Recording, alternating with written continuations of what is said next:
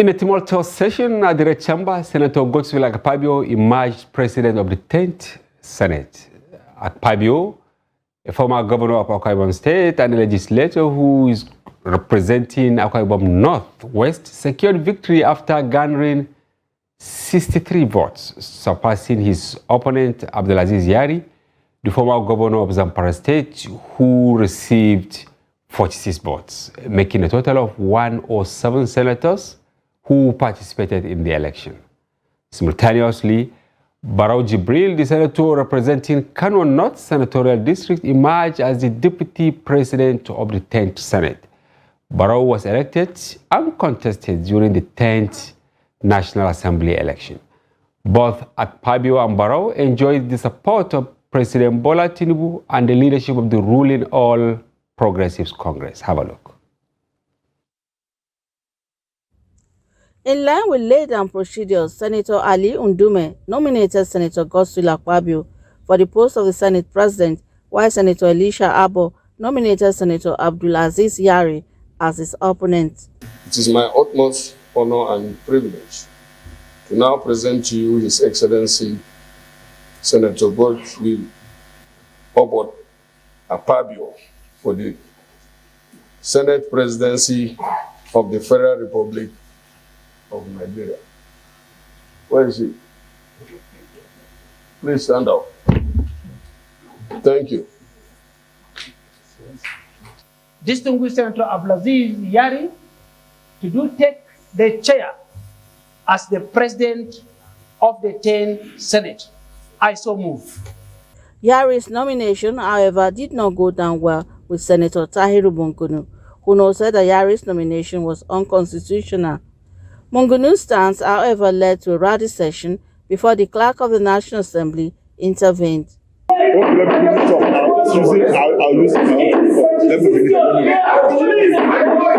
After the election, Senator Akpabio was declared winner and the clerk of the National Assembly administered oath of office on him. Senator Barau Jibril from Kano State emerged unopposed as deputy president of the 10th Senate. Senator-elect Godswill Akpabio, who has received the highest number of votes, is hereby declared and returned President of the Senate. In his acceptance speech, Senator Godswill Akpabio assured Nigerians of harmonious legislative-executive relationship. He, however, emphasized that the legislative arm would maintain its independence despite being endorsed by his party. We will try our best to also make laws that will move forward and encourage foreign direct investment into the country. The current administration has brought about the acronym of Renewed Hope, and I think the Senate will join in ensuring a total renewal of hope for Nigerians, where there seem to have been no hope. On the issue of petroleum subsidy removal, Akpabio assured that all necessary legislation will be put in place to cushion its effects.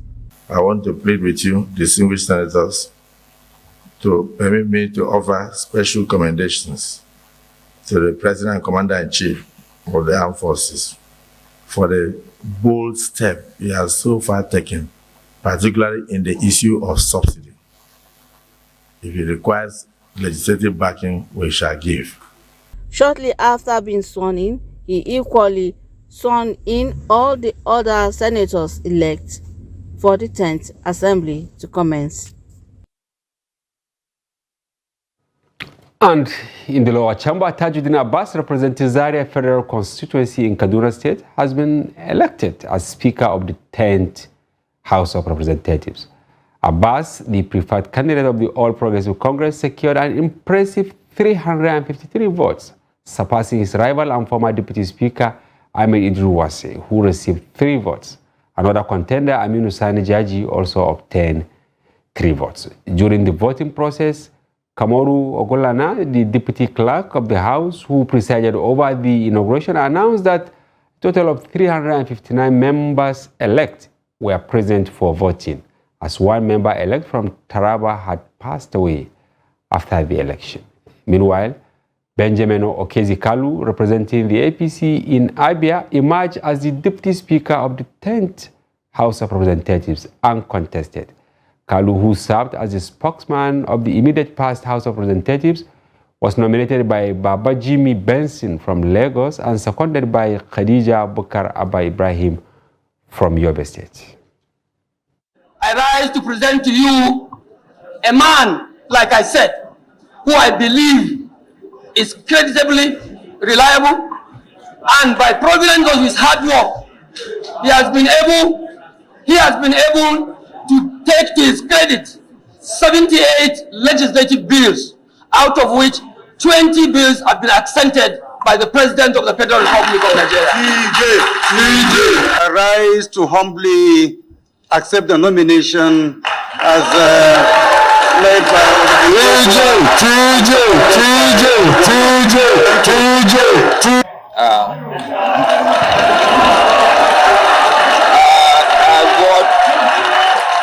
I vote Honorable TJ Abbas. He said that he will do all the good he can to all the people he can, at all the time he can, in all the places he can, to all the members he can, and every inch of the time. By Honorable Jimmy Benson and ably seconded by Honorable Khadija. I so accept. And on the program tonight, we are joined by Ismail Mudashir. He's the Deputy General Editor at Daily Trust, and he covered the National Assembly, specifically the Senate, for many years, and also the presidential villa. Welcome to the program. Thank you. You're just going to be here briefly because of your insider information. Okay, so we're happy having you. Thank you. I'm happy to be with you tonight. Exactly. Thank you, madam. What actually took attention was the votes. Let me start with that. Garnered by Senator Abdul Aziz Yari. 46. Akpabio got 63. This is quite unprecedented. What really worked behind the scene for Yari? You know, Yari, from the behind the scene, there are key people that are regarded as landlords of the Senate by their colleagues. Yes, because they've been playing the role in the emergence of the presiding officers since 2015. These 3 or 4 people, they played role in the emergence of the former Senate President Bukola Saraki in 2015 when they defied the directive of the APC to emerge as the Senate President. The people you are referring to? Yeah, they are key people. They are former governors, 2 from the Northwest, 1 from the Northeast. Will you give names? No. Why? No, they are very popular people. And if they are watching, they know themselves. They are very influential people. In fact, during the valedictory session on Saturday, one of the lawmakers made mention of this fact that there are some people that are very influential in the parliament. Okay. They make things happen. All right. So these people were solidly behind Yari. They worked from the behind the scene to assist Yari mobilize senators-elect. Okay. Is it at the instance of other powerful forces outside the National Assembly? Yes, something like that. Because, you know, there is something, some of these people are saying that, yes, this Akpabio is a Southerner. Now the 3 arms will be manned by Southerners. Okay. So they believe that the Senate presidency should go to the North. And some of these people, in fact, the 3 key people I mentioned earlier, they are from the North. Wow. All of them. They played role, as I said earlier, they played role in 2015. And for Senator Ahmed Lawal to emerge, they were instrumental. They brought them on board and they played the same role in this emergence. But unfortunately for them this time around, yes, they were with Yari, but the presidency and Akpabio and his guys too, they outsmarted them.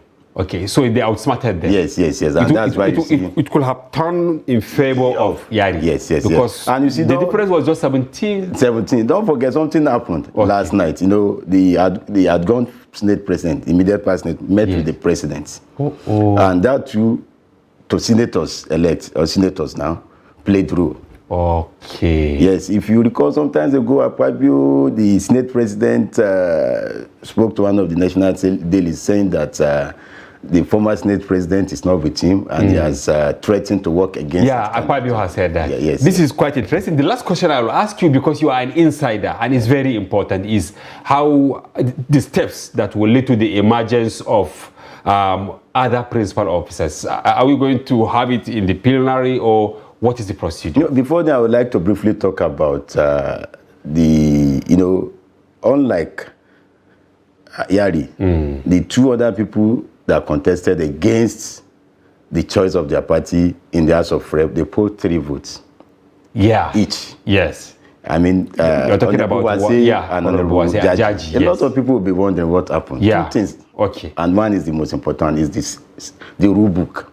Okay. The rule book. The rule book of the House base that was amended, I think, in 2019, maybe July, shortly after the inauguration of the Ninth Senate, Ninth House. The rule book was amended, and in that rule book, they now say open ballot system, that the Senate, the reps elect, we vote for the presiding officer by naming the candidate of their choice. To the hearing of every other person. Was that a blackmail, or is just normal thing? As someone who has been reporting that place for long. No, you see, it pushed the parliamentarians to the wall.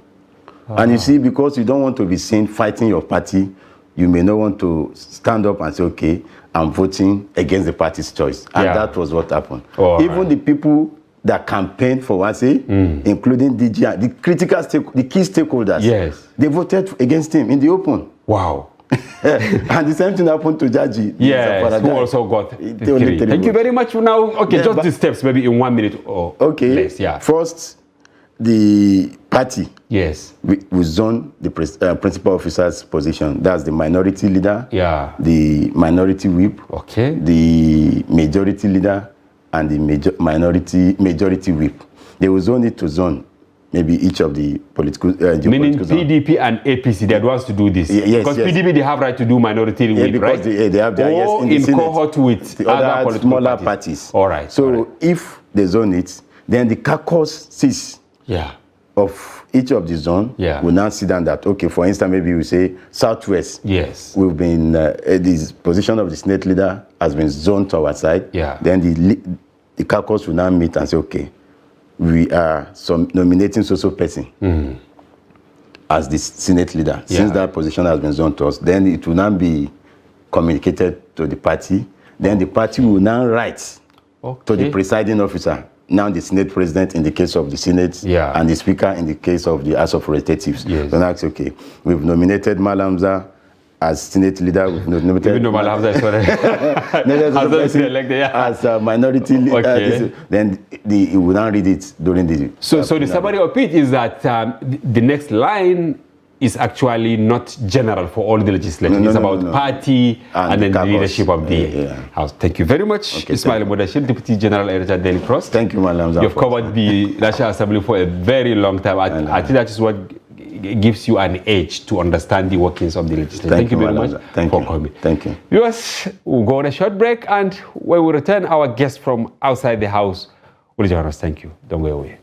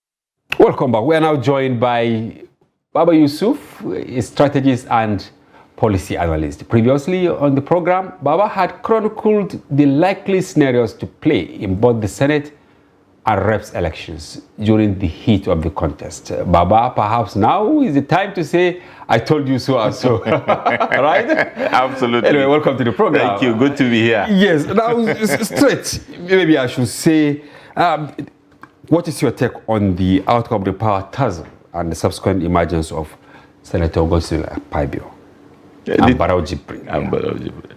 My take is just to ride on what I said in this studio, about a week or so ago. So the outcomes have played out as we, to the glory of Almighty Allah, predicted. Are you a soothsayer? Or? Well, as a student of strategy and power, we look at things from practical perspective. We try to review the historicals and sit down and do the permutations dispassionately and based on how the act of play and the optics are looking. And we'll be able to hazard most likely the projections of how to play out. And I think it's a good one, the outcomes in terms of the looking at the potential rancors that would have happened. So I think it's a good outcome. You have had me and watched me with the Deputy General at Daily Trust. We brought him deliberately because he is an insider. He remains an insider in the happenings at both the presidency because he covered that place. He also covered the Senate specifically. And he mentioned certain things. He said last night the president met with Senate President Ahmed Lawal, former Senate president, who was earlier accused of not supporting Akpabio. And Akpabio himself, he was really embittered weeks ago that definitely Senate President Lawan wasn't with him. But just yesterday after a meeting, why do you think the president delayed this long before summoning the outgone Senate President? I wouldn't mind sounding like a broken record, Hamza. I said this before. President Bola Ahmed Tinubu is a master strategist. And I told you that strategists that are worth their salt understand the criticality of timing. Wow. The criticality of positioning. The criticality of sensing. Okay? All the way I told you, even when the conversations about why that move, why early enough, why didn't he speak on time, I told you that the day they swear in the president, things will take 180 degrees turn.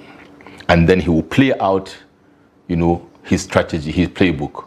And timing is critical. So he engaged constructively, continued sensing, continued gauging, continued sensing continuously. And then playing out whatever move he was playing at the right moment. That meeting today was the right timing.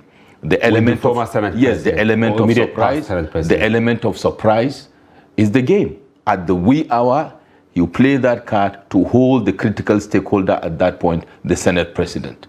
Obviously, the former Senate President might not have known this will be played out. So the other power blocks that thought they had it all sorted out will get that banger at a time that they do not have time to regroup and retreat to counter-maneuver. Because up till midnight yesterday, the feelers, because we also have our sources, they said most likely Yari will have his way. And he arrived with 46 votes, despite the state apparatuses, and all that were deployed in favor of Akpabio. The Deputy General Editor said there are some people known as landlords in the National Assembly. I prompted him to mention them. He declined. He just laughed. Are you aware of that from outside? Yes, we know that. Some of us that are close and are very interested in power play, like I told you, are very passionate about strategy and power. Understanding the back end is critical. Information is power. That is what President Bola Ahmed Tinubu always uses. Leveraging, human capital, leveraging information, using it at the right time. For the purpose of disclosure I had a stint in the 4th Assembly in 1999, even though later on I followed my political mentors, out of legislature back to party politics, after which we joined the People's Democratic Party.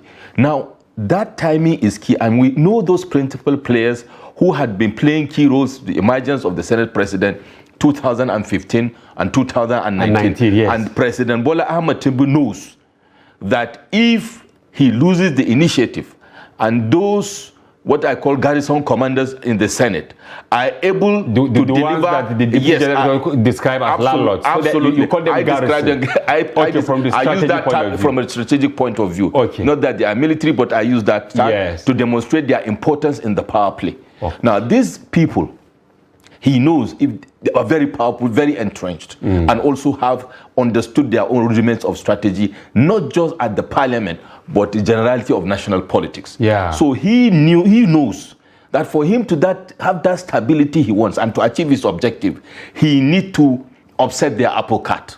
Wow. Otherwise, he will have a Senate president that will be a very, very powerful Senate president, and will be difficult for him to run because these people are entrenched. You saw what they did 2015, even against the wishes of President Bola Ahmed Tinubu, then as leader of the All Progressives Congress. And you had because President that time he wanted the immediate past Senate president. Yes, and then you had President Muhammad Buhari, who was aloof as to who emerged. According to him, he wanted what a lot of us think that independence, which I told you the other time, it doesn't play out that way. And you saw what happened with the emergence of Saraki.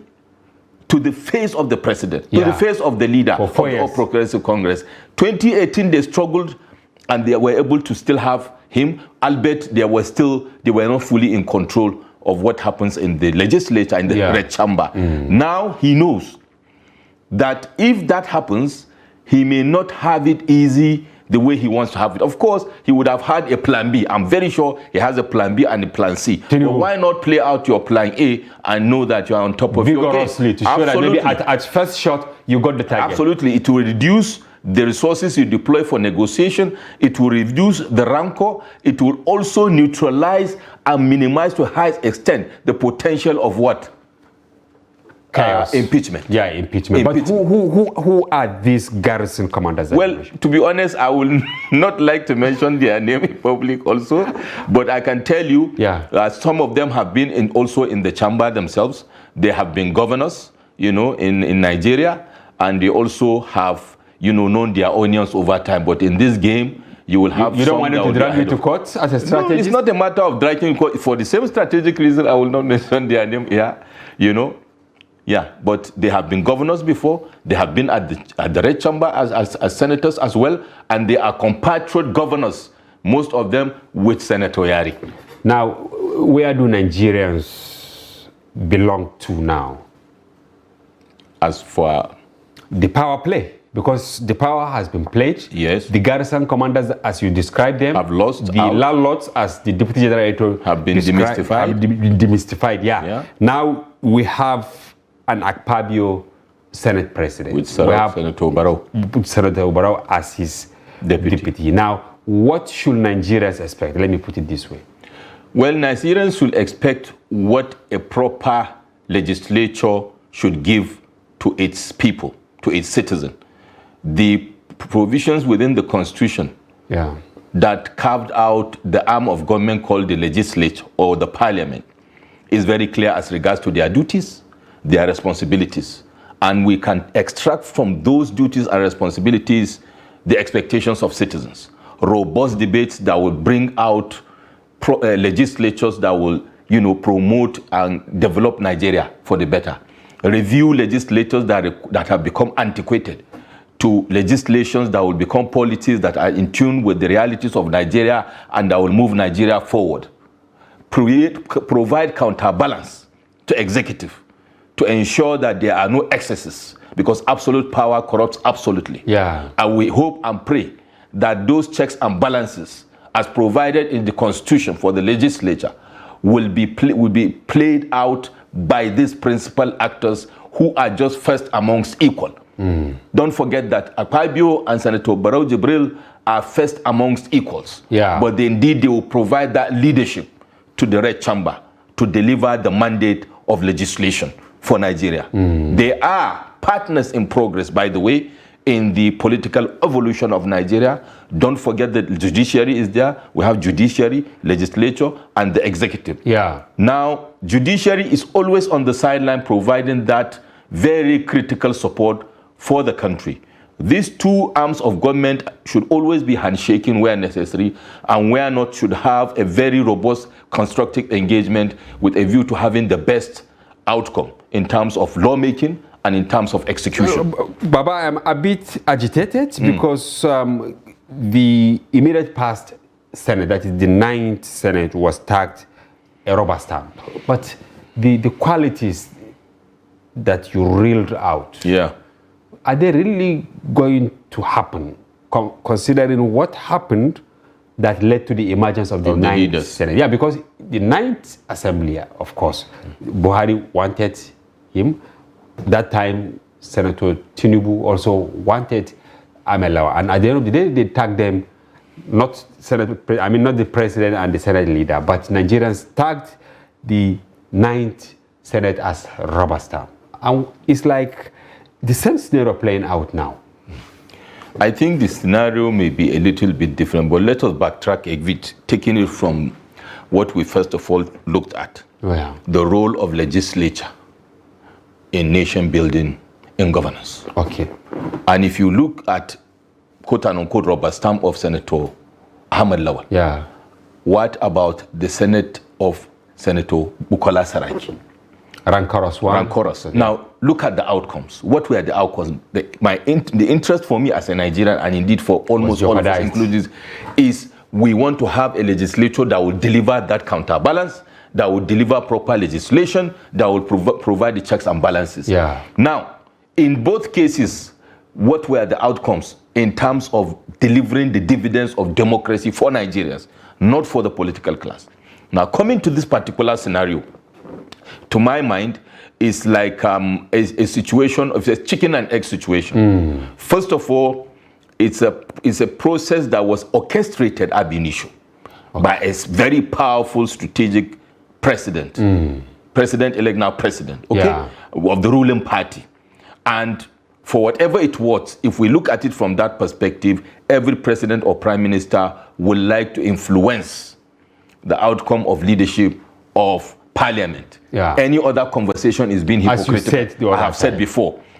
In America today, we know we don't have that issue because by default, the Senate president is the vice president of the United States of America. Wow. So by default, now just look at the scenario where you remove that from the Constitution of America, that the Senate president should go through a process. I don't believe that the president of the United States of America, the bastion of democracy, will just fold his arm or her arm to say, I don't. Because if you look at it when it plays out at the speakership level, if we look at the immediate past process, McCarthy emerged as the speaker, representing the Republicans that have the majority. Donald Trump, even though not the president, but the most influential person in the Republican Party, had influence in the emergence of McCarthy, such that there won't be rancor. Okay? If that is not the case, there will be disunity, there will be issues. Now, coming back to this, our scenario, we have that orchestration by President Bola Ahmed Tinubu, playing out a scenario that he believes is in the best interest of the party and the country. And in favor of Nigeria. Now, I hope and I pray that those that are supposed to be the levers that will guide this process such that we have that moderation, the cruise control, that should be the cruise control of the parliament, will play out. And who are those people? Interestingly, they form the majority in the parliament, green and red chamber, and that is the opposition parties. We are going to discuss that. Interestingly, you see how it played out. President Bola Ahmed Tinubu was able to use that same strategy I said of sensing and influencing. When people were saying he was, they were, what did you call, imposing. But interestingly, the opposition party played along. And selected the leader. So if that is the case, if they continue towing that line, then obviously we are going to have a legislature that will be boring, a legislature that will be less result-oriented, and most likely a legislature that will be overwhelmed, and you will see people cross-carpeting not long before now. Thank you very much, Baba Yusuf, for this informed perspective. We'll take a short break. Viewers, don't go away. We'll be back shortly.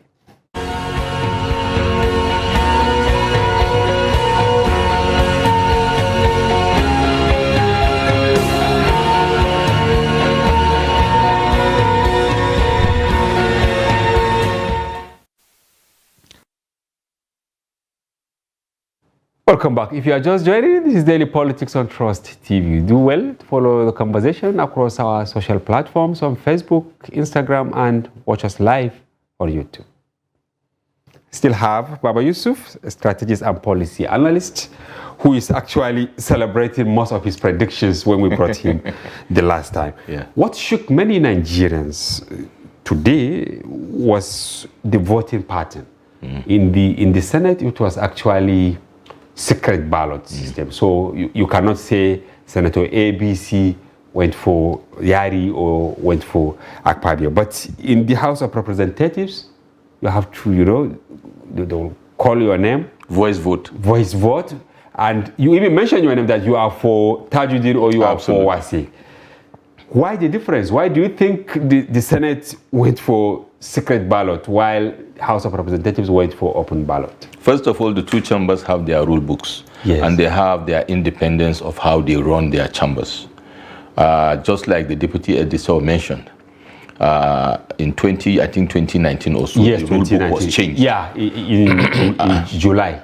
Yes, the rule that was immediately after the convocation of the House. Yes, I think that was a strategic move by the power players. Like Bajabia Mila of those days. Yes, but Bajabia Mila also were playing the script of the bigger power players to ensure that what happened in 2015 does not happen. Remember, I also mentioned, not because I want to sound derogatory to the parliament, with all due respect to the parliament, is a very interesting institution I respect. It is, let me say, sometimes positively, sometimes negatively treacherous because of the high level of interest and intrigues, power play. If you go from time immemorial, don't forget, let us do a little bit of scenario what happened to Julius Caesar in this parliament when the Brutus of those days took him out. This is how important a parliament is.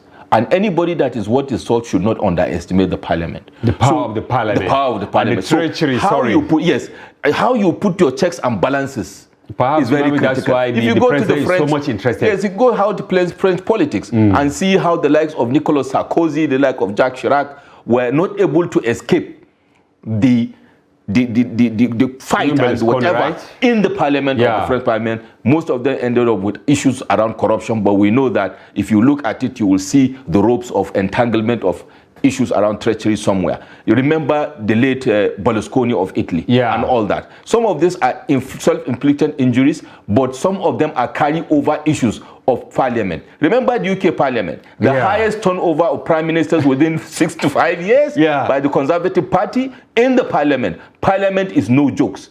Right? So to that 4 prime ministers, right? Yes. You had Theresa May, Boris Johnson, Liz Truss, who left. She couldn't stand it. Despite the huge expectation. Yes, and then you had Rishi Sunak, and even now you can see the cloud forming from the east for Rishi Sunak. Wow. So this is the kind of this is how the parliament, the treachery you're talking about, it's played out, and that is why I believe the power brokers influenced the leaders at that time to make it such that the rule book is changed. And why for the Grim Chambers? The Senate. It is the most vibrant and the most unpredictable chamber. What makes it more vibrant? Is it the age? Because we were talking about experience and knowing the ropes. You can't compare the reps with senators. Because here you have former governors, you have judges, quite a number of people who are actually authority in their areas, technocrats and all that. But everywhere it is the same.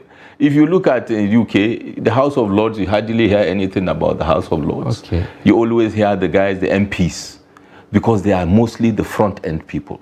Of course, the structure is slightly different in the case of Nigeria. But by disposition, even if you are 30 years old, you tend to be, taken in by the ambience and the methodology of the operations of the Red Chamber. Okay. And even if you are 70 years old, you will be influenced by the contagion of the exuberance and unpredictability of the Green Chamber. Yeah. You know, so you get to be influenced by the environment and how it plays out. Don't forget also, the numbers in the Green Chamber are more. 360. Yeah, than the Red Chamber. 109. Yeah, the Red Chamber is 109. You can see it's all over double that. So you expect more vibrancy. And to be honest, they have a shorter span of focus in terms of constituency responsibility. Yeah. So maybe they will have more pressure on them more than the senators, because they are maybe closer to the constituents than the senators. The senator has a larger span of senatorial district to cover. You know, you may see a senatorial district where you have maybe 4 members of House of Rep may cover that senatorial district, for example, as a scenario. So maybe that is what brings that vibrancy. And then cultural things. Over time, it has been like that, and it remains like that, either for positive reasons or negative reasons. Be that as it may, the rule book that was changed the game of rule of play in the Green Chamber. Can we describe it as subtle blackmail? No, it's not subtle blackmail. It's politics, because you actually say that instead of allowing, even you can see general elections, people are allowed to go and choose. If it's been prohibited for you to show that this is the person I want to vote. Don't forget the most successful, free, fair, and credible election in the history of Nigeria that produced late Chief MQ Abiola of blessed memory was not largely closed ballot. You remember the famous option A4? Yeah. Where people were lining up behind posters, right? So it depends on the kind of process that we want to engender transparency. To be honest, if you ask me, I love it. Because people will not be hiding under the shadows to be committing atrocities. Yeah, collecting money here and doing this one here. Yeah. Now everybody, if it is blackmail, it means you are not in the chamber for ideological reasons. Okay. You are there for other reasons. Because if you are not for Tajuddin Abbas and you vote for Tajuddin Abbas, if it is for blackmail for the ruling party, now will it be blackmail for the opposition party? No. We have a situation where even the Labour Party members almost en bloc voted for an APC leader. Yeah. Right? With no, sound bites around the area. So to that extent, to my mind, it improves transparency on producing critical leaders like that. So that at the end of the day, you should be able from day one demonstrate your readiness to represent your people, no matter whose ox is God. Now, assuming the voting pattern in the Senate was as it was in the House of Representatives, do you think Abdulaziz Yari will get 46 votes? No, he will get less, far less. I can assure you he would have gotten far less, because there are issues of interest. That is where the blackmail comes in. Yeah. People that would have been expecting they will get committee chairmanship, they will go committee vice chairmanship, they will be able to play a double game, they will take money here, play here, and still promise that they are giving Akpabio this and demonstrate that, look, you have won. Now, with this, it will not be like that. Yeah. But if it was a voice vote, it will still force people to take a position, either from a position of principle or for a position of ideology. The good thing about voice vote is in the next 6 months, we will see whether those votes were, for the people or for the individuals. Okay, you earlier said that you know that Tinubu is also aware of the people behind Yari. Now, do you think these people will have it easy in the Senate, or they will be sidelined? One of the qualities of a leader that stands the test of time is a leader that has high emotional intelligence, a leader that has the ability to rise above sentiments. If you go and read all the books about strategy and power, about those people that have, gone down in history as the most powerful or the most strategic people in the world, whether as religious leaders or politicians or military generals, you will see they have that element of forgiveness or element of losing the battle to win the bigger war. I give you first example. Okay. If that is the case, Bola Ahmed Tinubu will never have allowed Senator Akpabio to emerge as the Senate president. Why? Don't forget that during the tough days for President Bola Ahmed Tinubu, when they formed the coalition to stand against the President Jonathan's government, the PDP, Akpabio was vehemently opposed to the APC. Of course, by default, Bola Ahmed Tinubu.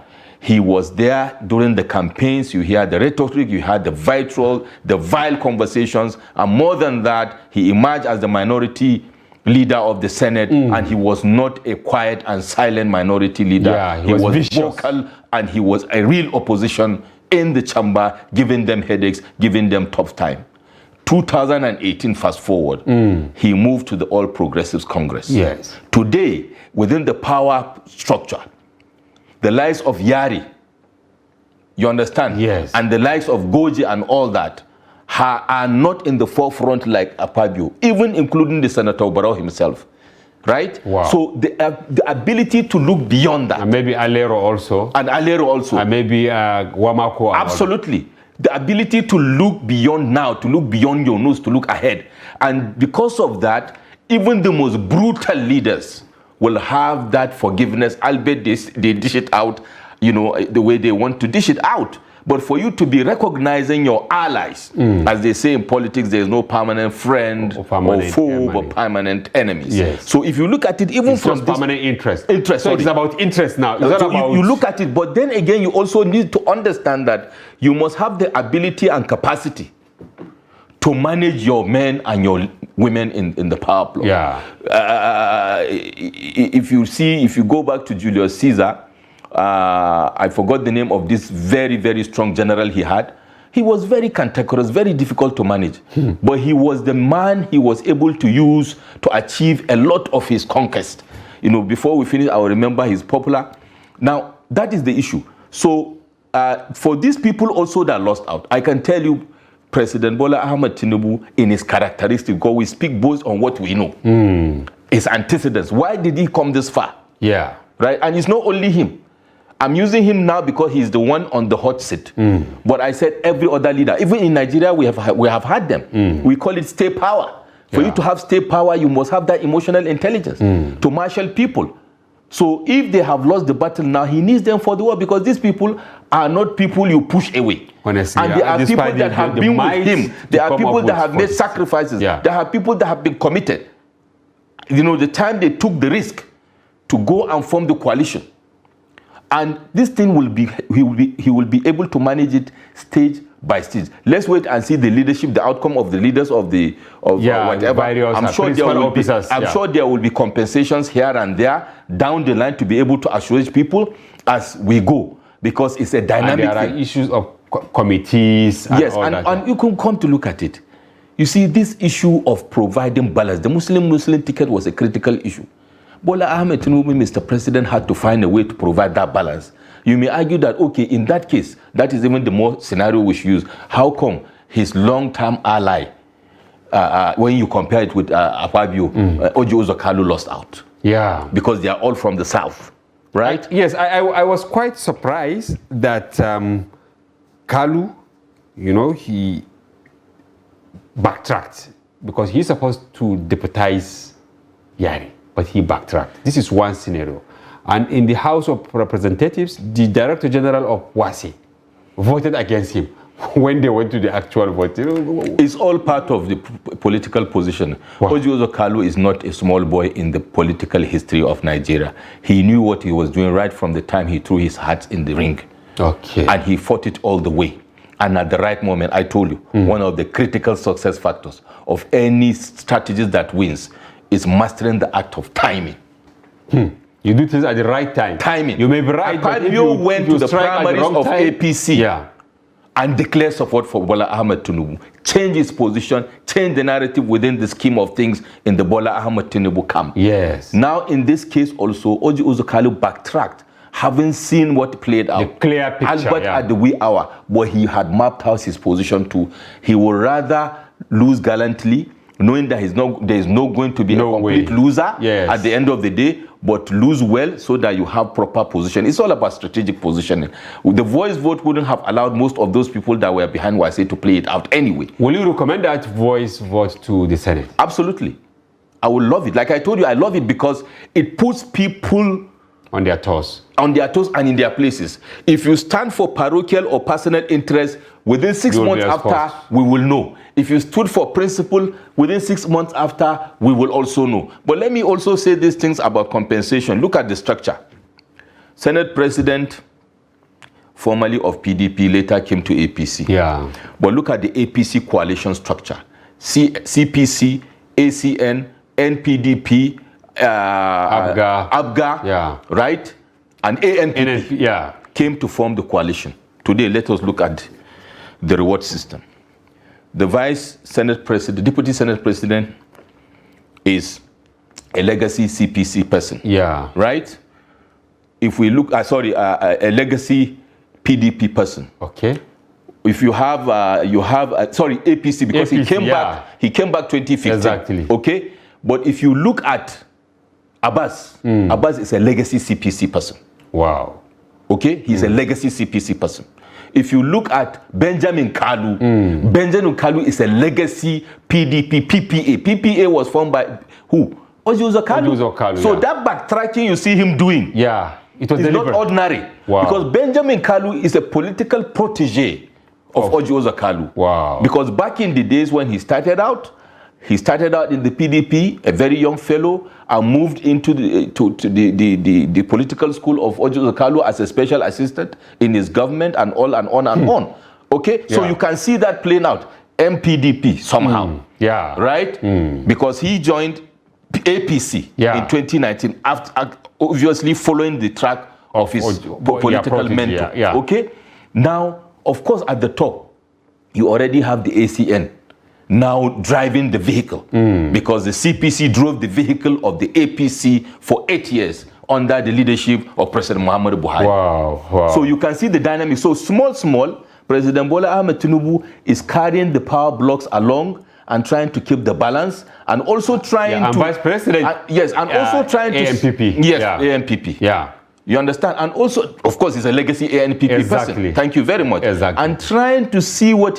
Don't forget that also, Akume is a legacy CPC person. Wow, I wish we have more time. This is quite But can I have 1 minute to say something? Or maybe 30 seconds. 30 seconds. Because we have run out of time. All the people that have emerged in the green and red chamber have cognate experience, capacity, and competence to deliver their mandate. So you're satisfied with what remains to be seen is how they play it out. But none of them is somebody that will say is not fit for purpose. Wow. Thank you very much, Akpabio Yusuf, strategist and policy analyst, former MD, now Confusion. Thank you. Thank you for coming to the program. Appreciate it. And viewers, that is a wrap on today's edition. Join us tomorrow for another interesting package. Bye-bye for now. I'm Hamza Idris.